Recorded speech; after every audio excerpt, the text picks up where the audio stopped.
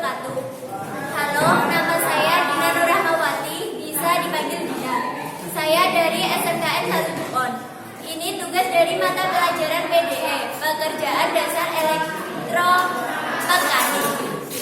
Saya dari kelas 10 TITL 1, nomor absen 16. Ini hasil pekerjaan saya berupa gergaji sebagai alat perkakas tangan.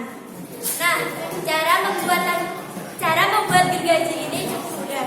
Dengan mengambil kardus, kemudian menggambar pola di atas kardus. Setelah pola jadi, kita bisa menggunting pola tersebut. Kemudian bisa menempeli kertas warna agar lebih menarik. Setelah itu, tempel bagian-bagian tertentu. Fungsi alat ini untuk memotong benda seperti kayu maupun pipa.